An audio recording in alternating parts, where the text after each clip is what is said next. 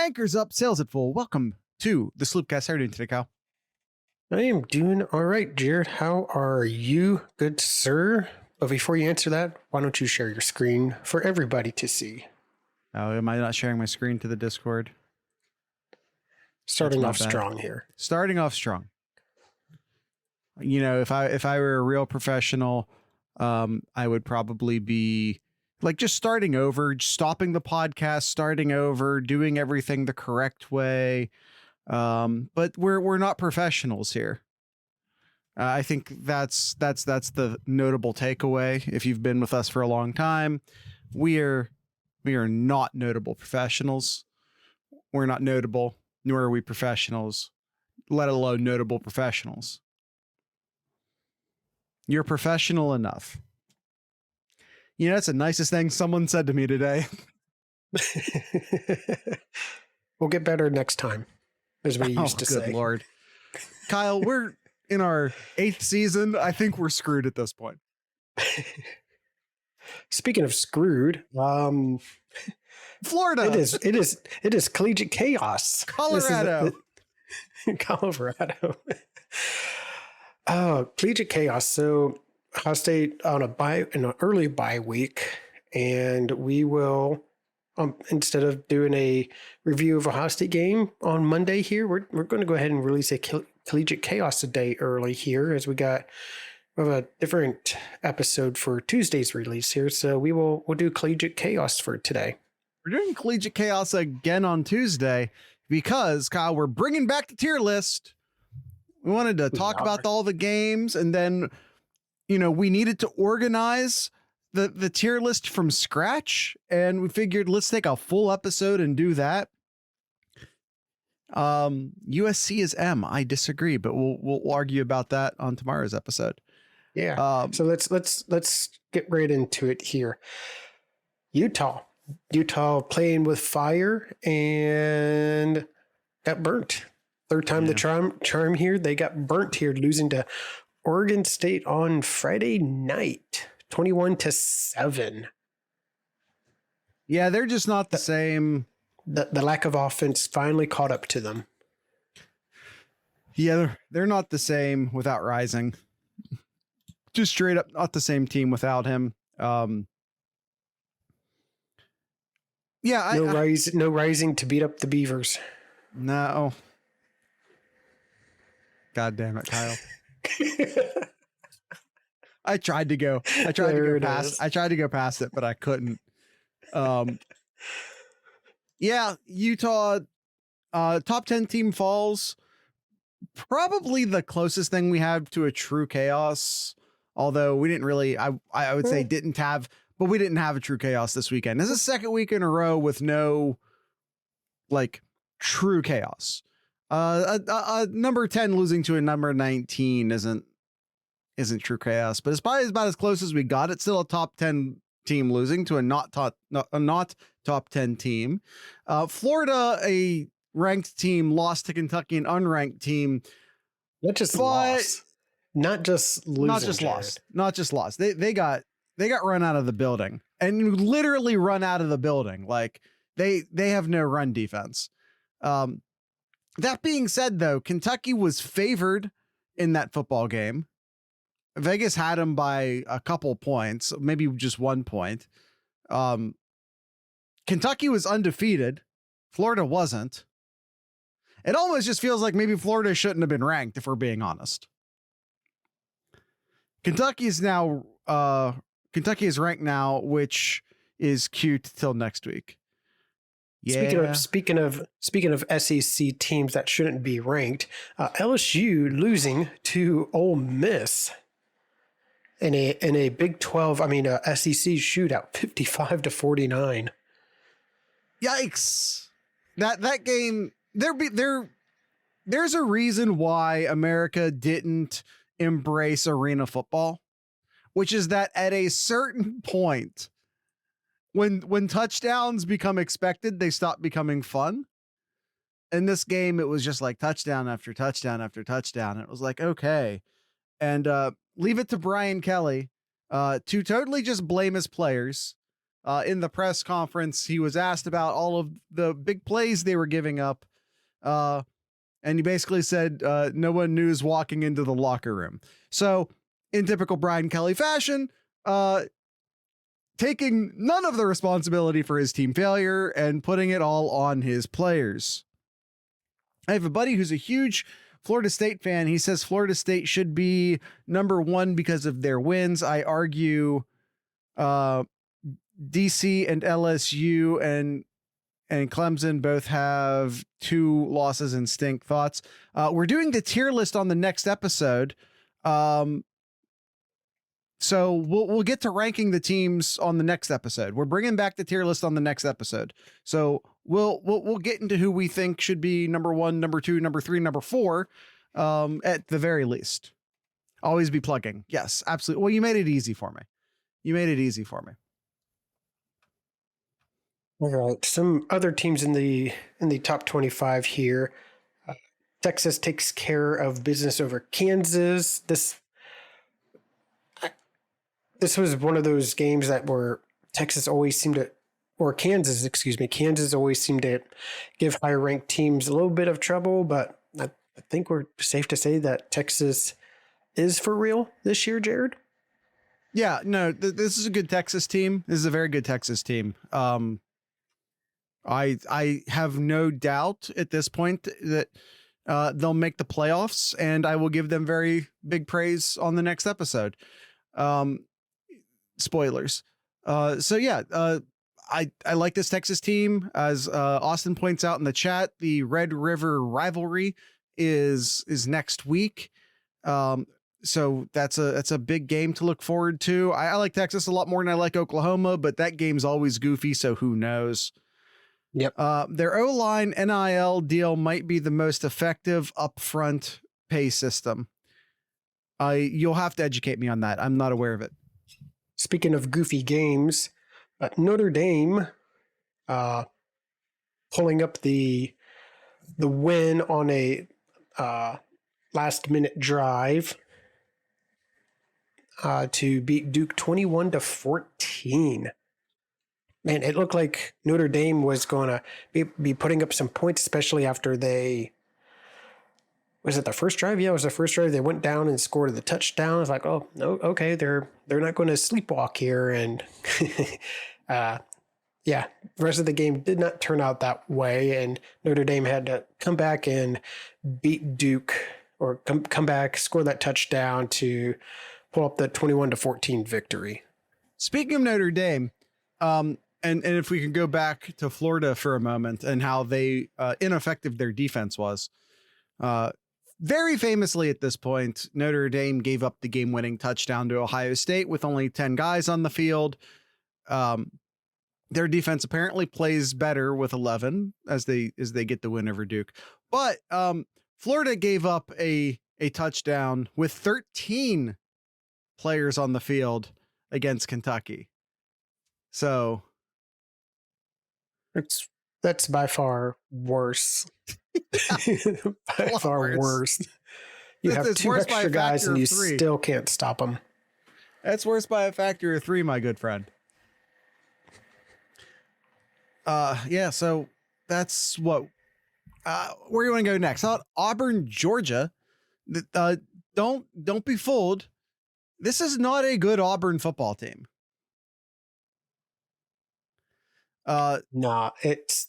It really isn't. This should have been a big Georgia win here, but man, this is Georgia this year. They've been keeping things close here. They squeaked out a win against South Carolina, struggled the weekend before against a South UAB. Carolina team that just got destroyed by Tennessee, by the way. Yeah. They struggled against UAB and decided to play football the second half. And yeah, and here they are here against Auburn. And yeah, it was a tie game going into the fourth quarter. And just so we're clear on Auburn, Texas A&M had a more decisive win against Auburn, and Texas A&M is who they are. And Auburn barely beat Cal. Cal.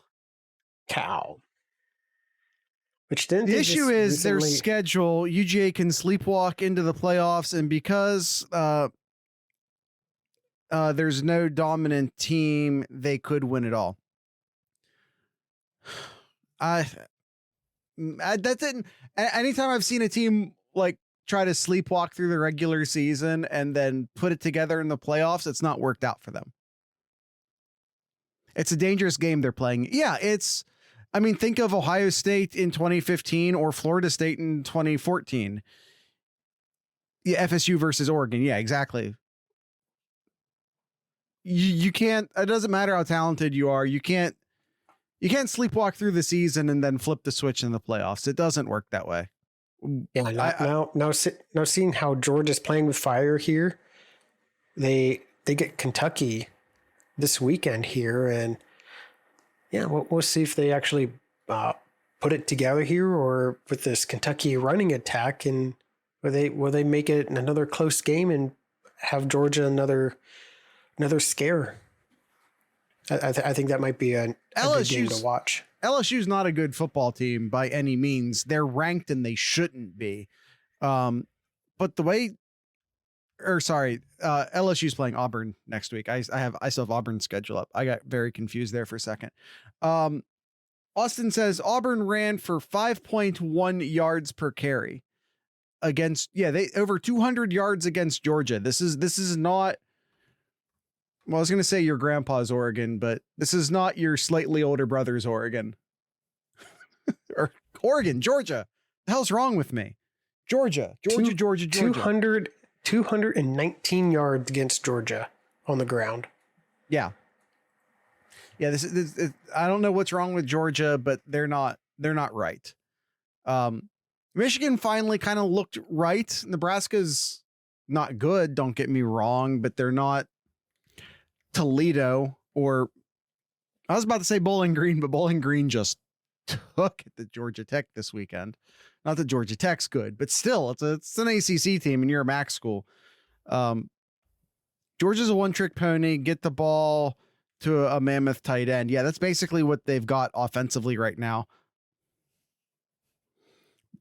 Brock Bowers won it for Georgia 100%. Yeah. Yeah. Michigan, like I said, finally kind of looking like Michigan should look. They've had a bunch of good looking scores, but in the Nebraska game, they actually did it early in the game. Early, yeah.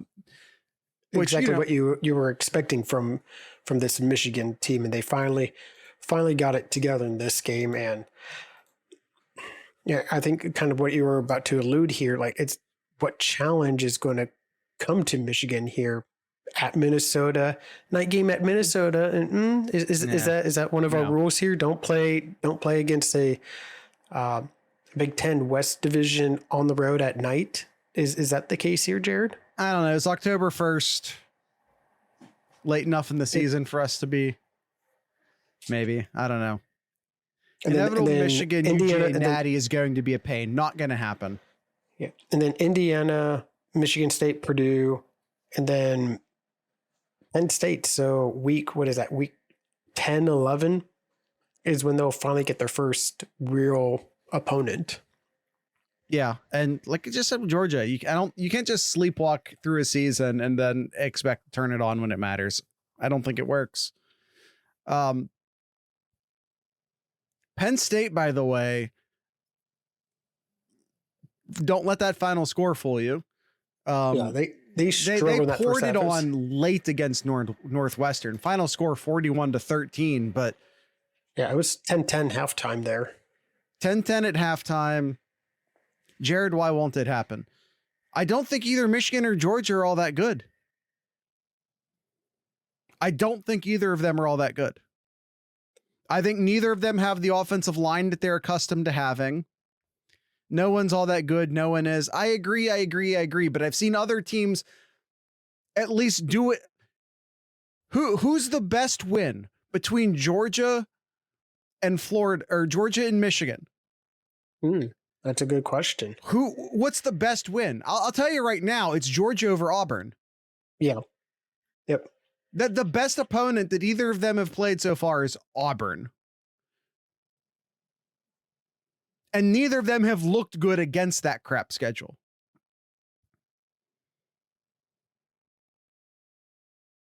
Right now, looking at Georgia, the rest of Georgia's schedule here, and Florida. I mean, we'll find out Kentucky if they're really the real deal here, but that Florida's not good. Missouri somehow ranked. What? Ole Miss can't play defense. Tennessee is always overranked here.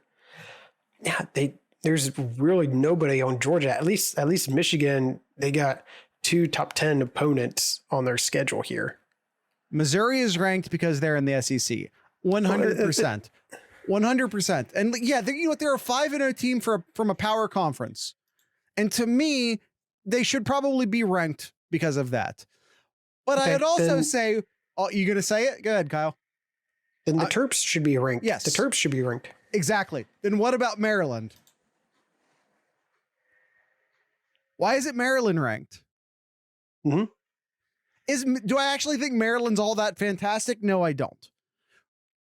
But if Missouri can be a 5-0 team who's ranked just because they're 5-0 and from a power conference, why not Maryland? Honestly, I'd like to see I'd like to see Maryland versus LSU right now. If you really think LSU would win that game going away, they'd probably favor LSU by 13.5. I was thinking 10.5, but yeah, I'd take Maryland. Hmm. Yeah, I would too. Maryland is better than Florida. Yeah, probably. Yeah. And again, I don't think Maryland's great, just for the record. Yeah. I just don't think that I don't think there's any good teams. There's no great teams. And even then, even 15 to 25 isn't all that good. Well, so speaking of great teams here, USC and Colorado. USC looked like they were just going to boat race Colorado. Where was it here? They were up. Let me do a score somewhere. They were up 41-14. Yeah. In the third quarter, and they almost blew it away there. They were an onside kick away from Colorado having a chance to go ahead and tie the game. Yeah, USC no defense. No, yes, USC has a great offense. How does Alex Grinch still have a job? USC has a great offense. They're going to put up big numbers here. Caleb Williams is Which rule fantastic. Is that, Austin? Caleb Williams is fantastic. He's just doing crazy things, but he's got no defense to back him up. They have to score 40 plus points every game just to have a chance to win. Sounds familiar. Yeah, it does. Yes. So USC, they play Arizona this week. Then they play Notre Dame the week after that. Utah is not the same Utah that they should be. What if they get Rising back? And then they end the season Washington and Oregon. What if Utah gets Rising back? If Rising comes back, then and with the type of defense that Utah has, that could be a really interesting game. Yeah, and USC has not played a defense as good as Notre Dame. Well, Notre Dame with 11 on the field, but they've not played a defense as good as Notre Dame yet. Yeah. Woody says USC will lose 2 or 3 games. Yeah, between Notre Dame, potentially Utah, Washington, and Oregon, and how susceptible their defense is. Yeah. By the way, I can see that. I can see that too. We can absolutely use Colorado because the games were only played a week apart. Colorado had the same crew on the field. We can use Colorado as a common opponent very effectively to compare USC and Oregon. Absolutely. And guess what? The comparison's not great for USC. Nope. All right. Arizona gave Washington fits. Did they? I didn't watch much of that game. They did. Yeah. So USC won 48-41. So going to what Woody was saying. Yeah. Washington beat Arizona 31-24. I'll admit I did not stay up to watch this game here. The score looked. I feel like Washington got out to a decent early lead, right? Because I went to bed. I was like, oh, this isn't going to turn out to be anything. Let's see here. It was. Yeah. Third quarter, it was 28-10, and it was 31-17, and then Arizona got a touchdown with a minute left to make it a one-score game. Yeah, so I bet did they try an onside kick at that point? Probably. Yeah, no, I remember thinking, this game's far enough ahead. I'm actually going to go to sleep now. The Pac-12, man, they're going out with a bang. Got to give them credit. They're a fun conference this year. You can't say the Pac-12 sucks this year like we've done in years past. No, and even the two teams they're leaving behind are pretty decent. Yeah, surprisingly. Why is the Pac-12 so good all of a sudden? Sorry, Nomad, they don't suck this year. They don't. Let's not forget that this Utah team that we're talking about not being the same Utah team and not being all that great, beat Florida. And I'm not saying Florida's necessarily all that great, but Florida beat Tennessee. Florida beat Tennessee. To answer your question, Jared, it would have made more sense if the vast majority of the teams don't already have a place that they're going, but it could be a resume builder for them. Like, hey, look how good we are. Hey, other Power 5 conference, look at us. No, one season doesn't make you. I know a valuable university. Maybe the Big 12. I've heard that the coaches at Washington State and Oregon State are telling recruits that they're going to be in the Big 12. Now, surely no coach has ever lied to a recruit before. Never. No, never. That's never happened. Never happened. Never. Just a quick conference realignment thing. I think it was the university president at Clemson said that they would be leaving the ACC sooner rather than later. Florida State, ACC, UNC, a couple of the schools not happy with the addition of Stanford and Cal, and their little bit of money that they have in the ACC is going to be split up even further. Keep an eye on the ACC as those pillars are crumbling.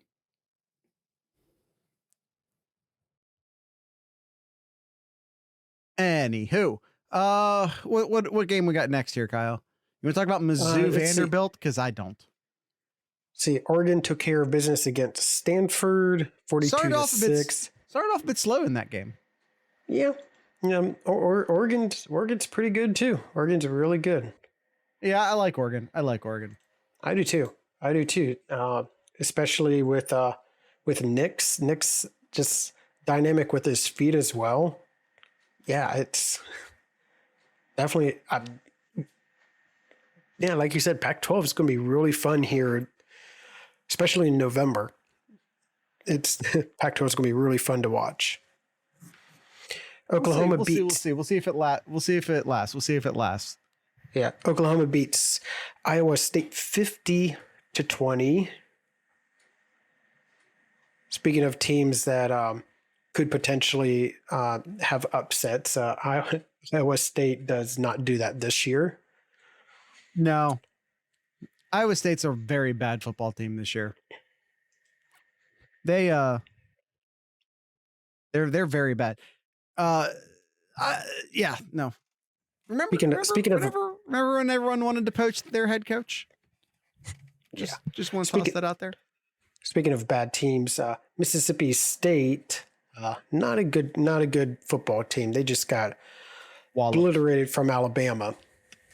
Yeah, the Alabama players just running free through the secondary. A game could have been a lot worse. Oh yeah. Game could have been a lot worse. But this is Alabama is still still the Save Us Braxton offense. Just not Braxton, but Jalen. Save Us Jalen offense. Best thing for Jets is Wilson gets hurt indefinitely. Little bit NFL in the chat.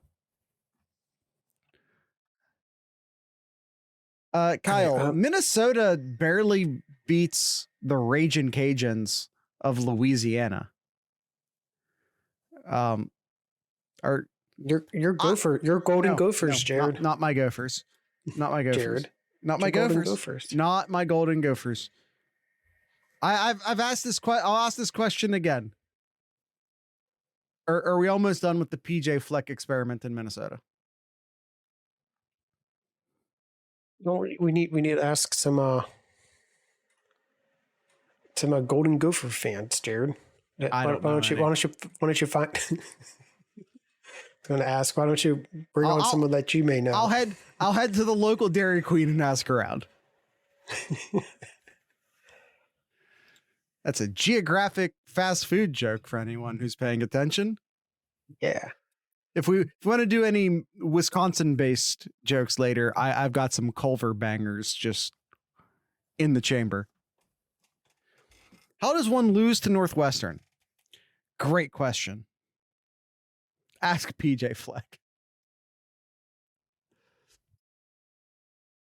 God, it was halftime. Jeez, at halftime, Louisiana was up 17-14. Jeez, What are you doing, Minnesota? What are you doing? I mean, I didn't expect Minnesota to be good this year, but holy hell. How about Stroud playing like a veteran? My family in the Houston area thinks he's the Messiah. Stay tuned for Kyle's corner on that one. Kyle, Purdue destroys Illinois.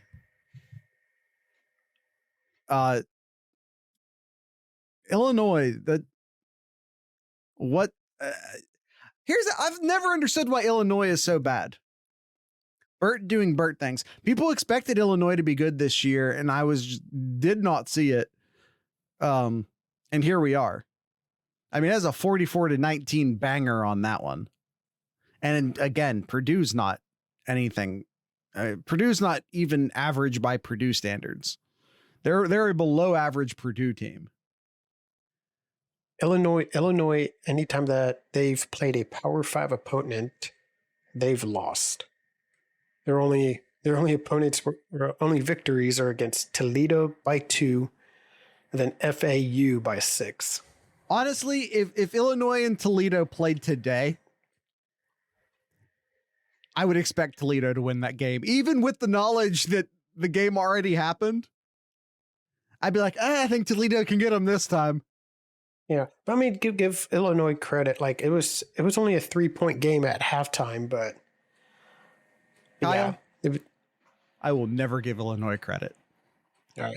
Hey, do you want to give credit to Iowa scoring more than 25 points in a game? How many of those points were from offensive touchdowns? 1. 1 point? 7 points. Okay, 7 points. 7. 1 touchdown.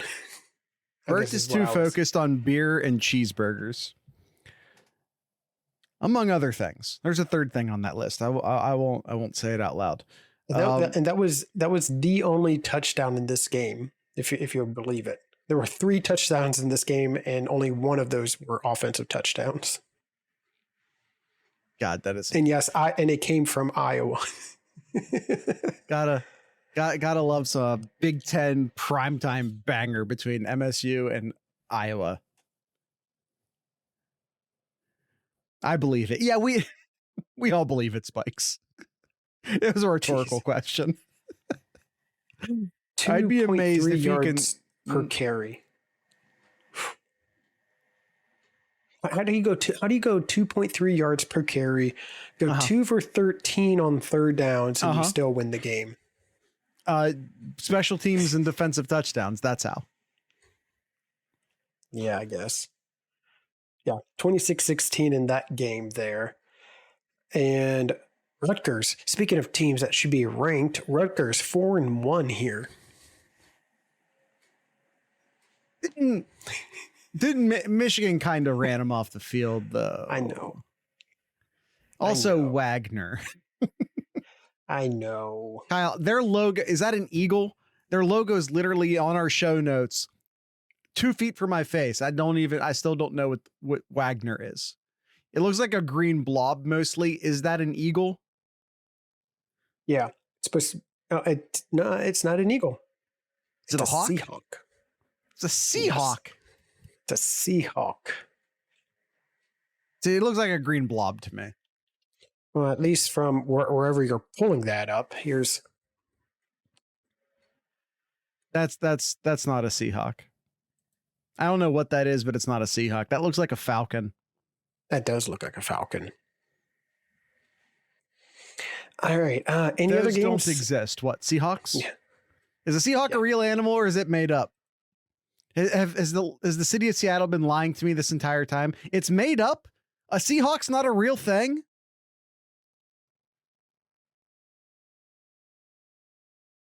Hold on, I'm having a crisis. Are you telling me a Seahawk is not a real animal? Jeez. Next, y'all are going to tell me brontosauruses aren't real. That's a paleontology joke for anyone paying attention. Because I hate to break this to anyone listening, the brontosaurus isn't real. Kyle, what do we have Seahawks, in the Ask? Also known as an osprey.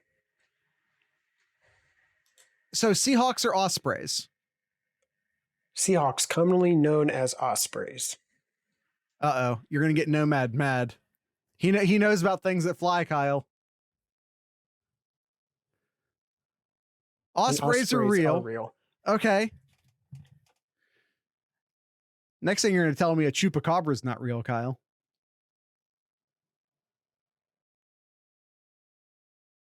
Well, maybe it's a regional dialect thing, Nomad. Maybe ospreys and it's kind of like a bobcat cougar situation. Which I just now that I say it out loud in a recorded medium, I wonder if what I've been told is correct. Are bobcats and cougars the same animal and it's just a regional dialect issue? I believe also mountain lions. I think they're all three the same animal. Guys, this is a sports podcast, not a biology, zoology podcast. We've gone off the rails as we have a tendency to do. Any other games, Jared, do you want to talk about instead of birds? What do we have in the Ask Sloopcast mailbag? All right. Which fan base from Duncan, which fan base would you rather be? Notre Dame watching their team lose with 10 on the field, or Florida watching 13 on the field, not being able to stop Kentucky? You know, I'd rather be Notre Dame because at least it was a close game, while the Florida game was just a boat race. Yeah. Jets just got Iowa style points. Was it a special teams touchdown or a defensive touchdown? Or was it a safety? I got a few questions from Zach here. I think it's Zach. He keeps changing his name. He's now Chip, Chop, Chisel, and Combust. Okay. Who's Combust? Is that Zach's not currently in the chat? I want to know who Combust is. He asks, is Duke for real? Maybe not anymore with their quarterback up in the air. Yeah. Last I saw, they say that they don't expect it to be season threatening. Okay, but when they say we don't expect it to be season threatening, that does tend to push us towards the idea that it will be at least several games. Yeah. Sounds like a several game issue. Yeah. Also from Zach, why is it that Oregon can completely obliterate and prove that Colorado is completely overrated, but USC wouldn't be able to see a Mack truck 2 feet from certain death? Superior coaching. Why does Alex Grinch still have a job? Why does Alex Grinch still have a job? At least he's not with Ohio State right now, and that's all I care. And then the last question from Zach: Iowa versus Sparty. There's another factor in why the USC defense is so bad, and I'm also glad that person's no longer at Ohio State. If you know, you know. And the last question from Zach: Iowa versus Sparty. That is all. It's not a question, Zach. It's not a question. But that's it for the in the mailbag here. Anything else, Jared? No. Everyone make sure to tune in tomorrow. Duke was a great storyline. Anyone hear about the quarterback? Yeah, we were just talking about how last I saw, which was earlier today, that the injury is just not season threatening is basically all I've heard so far. Unless you're talking about a deeper storyline that I'm not aware of.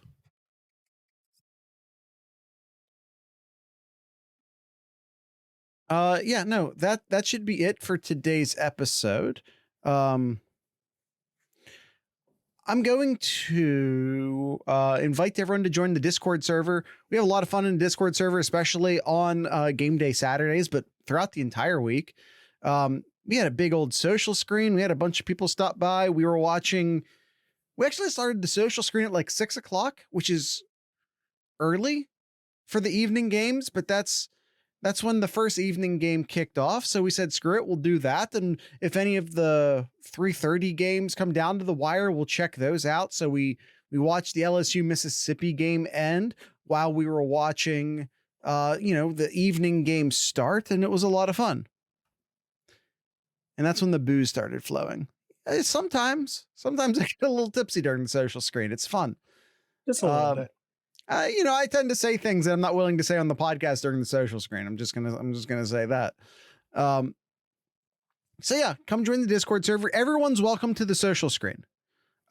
Voice privileges are for the Patreon people, but everyone's welcome to stop by the social screen for the entire time and listen. We do live commentary of the games. We hang out, we talk shit. It's a lot of fun. It is. Yeah. So discord.thesloopcast.com but the Discord is not just for Saturdays. It's fun all week.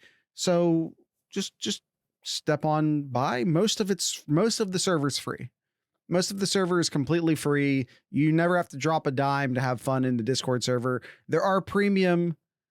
When do we get a Baby Kyle appearance? Baby Kyle was on during the social screen. Mm-hmm. He was. Yeah. Baby Kyle's on the social screen. Little Alexander. His name's not really Alexander. We don't say Kyle's baby's name on the podcast, so we just come up with a new name every time. It's exactly. It's Austin's favorite bit. Maximus. Yeah, little Maximus. Were we just coming up with names that have X in them? Is that what we're doing? So yeah, come join the Discord server. And if you want to enjoy the entire Discord server, there are a few premium features for the Patreon people, a couple premium channels, a couple premium features. Stop by. It's $32.50 a year. You can do you can either do like $3 a month, but if you do all 12 months up front, you get a discount. So it ends up being like $32.50 a year or something like that. Come on by. Come support the podcast. Patreon.thesloopcast.com. Discord.thesloopcast.com. Kyle, do you have anything in Kyle's Corner? Yeah, how about a former Buckeye player named CJ Stroud?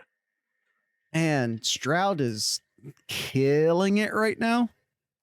Over 1,200 yards already and no interceptions. And that's something that I think that's probably more impressive, because you always hear about, especially if rookies are starting their first year, and you see a bunch of interceptions, bunch of mistakes because they're just not used to the speed yet. And then here you see CJ Stroud, no interceptions for the year, and he's already attempted 150 plus attempts already. So very smart with the ball and where he's throwing.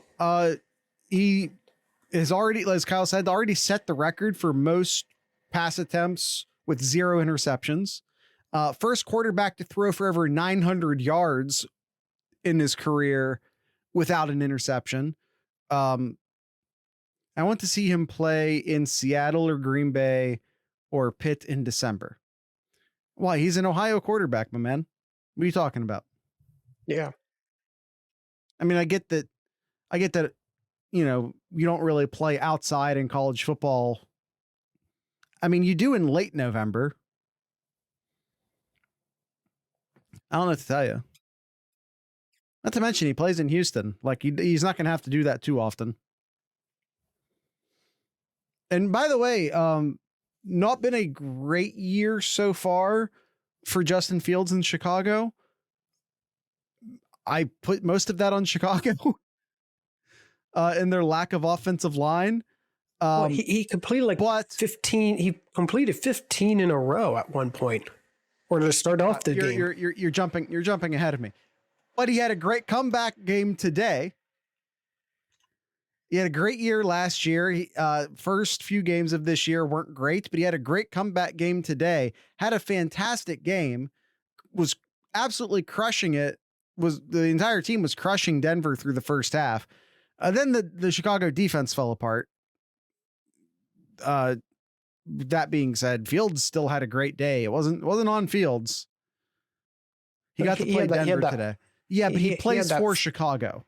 Yeah, he had that fumble though that ultimately tied the game.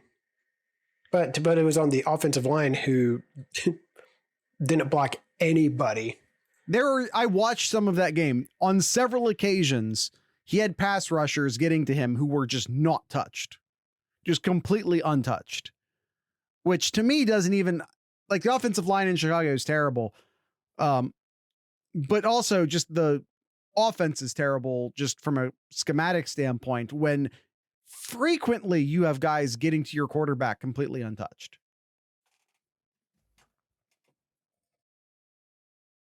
Cooper got the defensive touchdown on that fumble. Yes, he did. Yes, he absolutely did. That's Buckeye on Buckeye crime on that one. Yeah. That's it. That is it for Kyle's Corner, Jared. All right. That's it for the episode. Make sure to tune in tomorrow's episode. We will be breaking out for the first time this year the new tier list. We're going to be tier listing. We don't do polls. Polls are stupid. But we're breaking out the tier list. Make sure to stop by for that. I'm hyped up for it. I think you should be too. So with all that being said, I'd like to encourage everyone. Oh, almost forgot the band. The band today is Slim Fit. Slim Fit is a very interesting band out of the Columbus area. So make sure to stay tuned for that. If you're new here, we play the song on the podcast, but we can't do that on YouTube. So the song link is in the show notes. Local band who needs some. I mean, I don't play any big bands on the show. If I'm playing a band, it's because they're local, they're small, and they need some, attention. And I think they deserve attention. So go down there and click that link, like their video, download their music. This band and any of the bands I play. Also, if you check out the Sloopcast YouTube page, there is a public playlist of all of the songs we play on the show. It's the Ohio Music playlist on YouTube. You can find it on the Sloopcast, youtube.thesloopcast.com. And then check under the playlist. There's an all Ohio Music playlist there. So once again, tonight's ending music is Slim Fit. So with all that being said, I'd like to encourage everyone to drink local beer, listen to local music, and of course, support your local podcasters. Once again, this is Slim Fit.